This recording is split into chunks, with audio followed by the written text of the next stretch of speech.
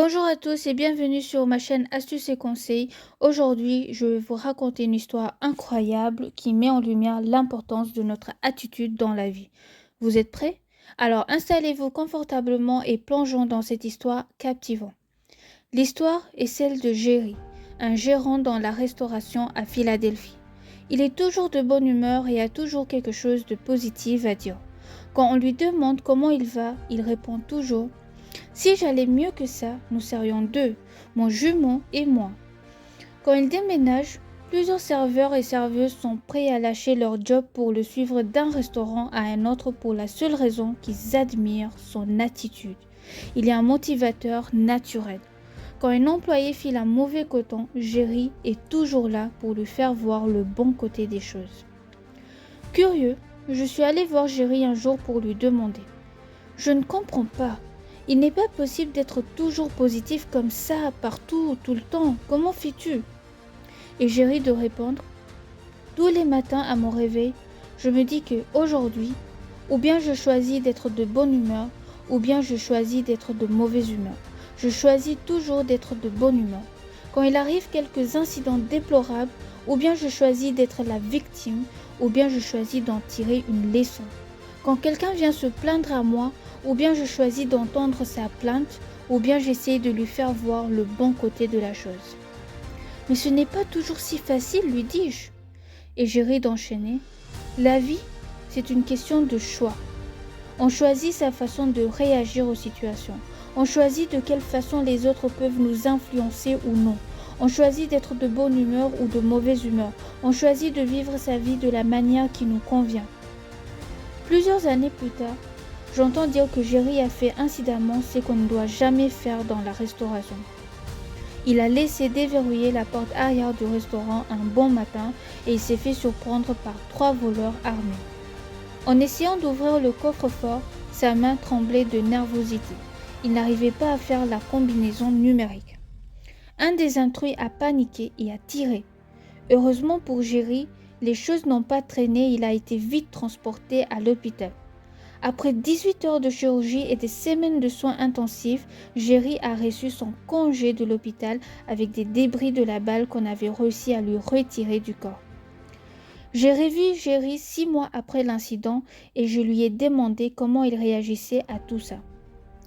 Si j'allais mieux que ça, dit-il, nous serions deux, mon jumeau et moi. Tu veux voir les cicatrices? Je n'ai pas voulu voir la blessure, mais je lui ai demandé ce qui lui avait passé par la tête au moment du vol. Et j'ai ri de dire: la première chose qui m'est venue à l'idée est que j'aurais dû fermer à clé la porte arrière du restaurant. Et puis, étendu sur le plancher, après m'être fait tirer une balle, je me suis souvenu que je pouvais encore faire un choix, ou bien de vivre, ou bien de mourir. Et j'ai choisi de vivre. T'as pas eu peur? Lui dis-je. Et lui de répondre: les ambulanciers ont été bien corrects. Ils n'ont pas essayé de me dire que tout allait bien. Mais en entrant dans le bloc opératoire de l'hôpital, j'ai vu l'expression faciale des médecins et des infirmières et là, j'ai eu peur. J'ai vu dans leurs yeux que j'étais un homme mort et j'ai su que je devais agir vite. Et alors, qu'as-tu fait? Eh bien, mon ami, il y avait une grosse infirmière qui me bombardait de questions. Elle voulait savoir si j'étais allergique à quelque chose. J'ai dit oui. Et les médecins et les infirmières se sont arrêtés pour entendre ce que j'allais leur dire. J'ai pris une profonde respiration et je leur ai dit que j'étais allergique aux balles de fusil. Quand ils ont essayé de rire, je leur ai dit que j'avais fait le choix de vivre et qu'il ferait mieux de m'opérer comme si j'étais un homme vivant plutôt qu'un homme mort. Imaginez un monde où tout semble nous échapper, où les circonstances nous ébranlent et les événements nous emportent. Mais au milieu de ce tourbillon chaotique, il y a une chose qui reste solidement ancrée en nous, notre attitude. C'est un trésor inestimable que personne ne peut contrôler ni nous enlever. Dans cette histoire captivante, nous découvrons le pouvoir de cultiver des attitudes positives. Elles sont comme une potion magique qui transforme nos vies en faisant paraître le reste insignifiant, futile. C'est comme si tout le bruit de la vie quotidienne devenait des simples gouttes dans un océan. Mais avoir une telle attitude ne se fait pas du jour au lendemain. Cela demande de l'entraînement, de la persévérance. Chaque matin, au réveil, posons-nous la question: quelle attitude vais-je adopter aujourd'hui? Et peu importe ce qui s'est passé hier ou ce qui se passera demain, nous avons toujours le choix. Il est possible que cela semble étrange au début, presque artificiel. Nous devons peut-être nous forcer à nous poser cette question encore et encore jusqu'à ce qu'elle devienne une habitude naturelle. Comme un muscle que nous renforçons jour après jour, notre attitude se fortifie et devient une part essentielle de notre être.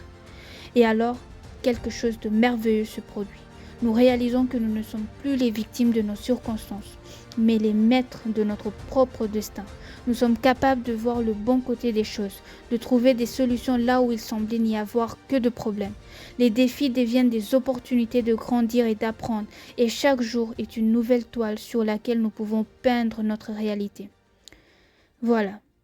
Si vous avez des questions ou des réflexions à partager, je serai ravie d'en discuter avec vous dans les commentaires. J'espère que cette histoire vous a inspiré, vous a donné matière à réfléchir. Si vous avez apprécié cette vidéo, n'hésitez pas à soutenir la chaîne en laissant un pouce bleu et en vous abonnant pour ne pas manquer les prochaines vidéos à venir. Merci d'avoir suivi jusqu'au bout et à très bientôt.